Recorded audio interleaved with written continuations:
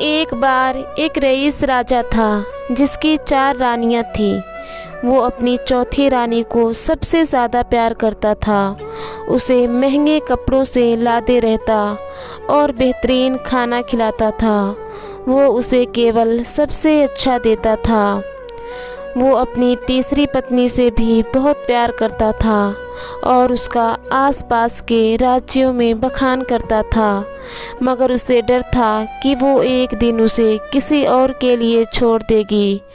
वो अपनी दूसरी पत्नी से भी प्यार करता था और वो उसकी हमराज भी थी और वो उसके साथ हमेशा सहानुभूति, इज़्ज़त और धैर्य से रहती थी। जब भी राजा को कोई परेशानी होती थी तो वो उसे ही बताता था ताकि वो राजा को उस परेशानी का हल बता सके। राजा की पहली पत्नी राजा की सबसे वफ़ादार थी और राज्य और उसकी दौलत बढ़ाने में बहुत मदद करती थी, मगर वो अपनी पहली पत्नी से प्यार ही नहीं करता था।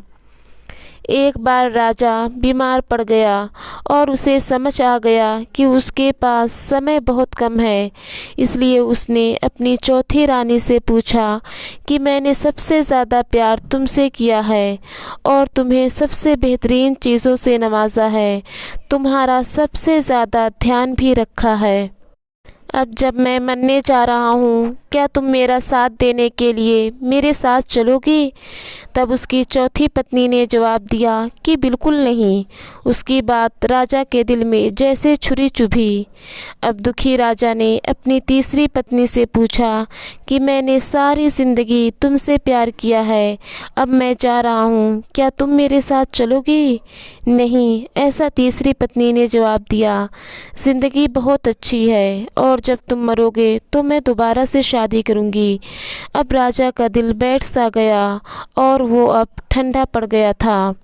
फिर उसने अपनी दूसरी पत्नी से पूछा, मैंने हमेशा ज़रूरत के वक्त तुमसे मदद मांगी और तुमने हमेशा मेरा साथ भी दिया, लेकिन अब जब मैं मरूँगा क्या तुम मेरा साथ देने के लिए मेरे साथ आओगी? माफ़ करना, इस बार मैं तुम्हारी मदद नहीं कर सकती। दूसरी पत्नी ने जवाब दिया, ज़्यादा से ज़्यादा मैं तुम्हें तुम्हारी कब्र तक छोड़ सकती हूँ। उसका जवाब बिजली की तरह राजा को लगा और वो बेहद दुखी हो गया। तभी एक आवाज़ आई, मैं आपके साथ चलूँगी और जहाँ आप जाएंगे वहाँ आपके साथ चलूँगी। राजा ने अपनी नज़र घुमाई तो उसकी पहली पत्नी खड़ी थी और वो बेहद कमज़ोर थी क्योंकि वो खाती नहीं थी। दुख से भरकर राजा ने कहा कि जब मेरे पास मौका था तब मुझे तुम्हारा बेहतरीन ध्यान रखना चाहिए था, लेकिन मैंने ऐसा नहीं किया। मुझे अपने ऊपर बेहद अफसोस है।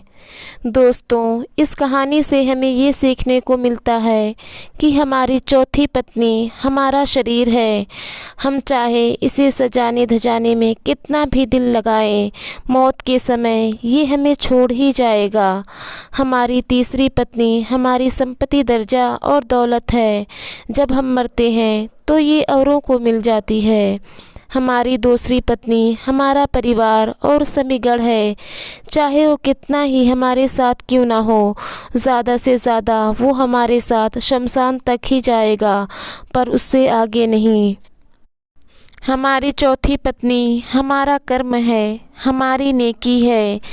यही तो है जो मरने के बाद हमारे साथ जाएगा, जब सब साथ छोड़ जाएंगे। इसलिए दोस्तों, हमें अपने कर्मों को ही बेहतर बनाना चाहिए, ज़्यादा से ज़्यादा नेकी करनी चाहिए। अगर हम नेकी नहीं कर सकते तो गुनाह से भी बचना चाहिए। मेरे प्यारे दोस्तों, अगर आपको हमारी स्टोरी पसंद आती है तो वीडियो को लाइक, शेयर और चैनल को सब्सक्राइब ज़रूर कीजिएगा। तब तक खुश रहिए, प्यार बांटिए।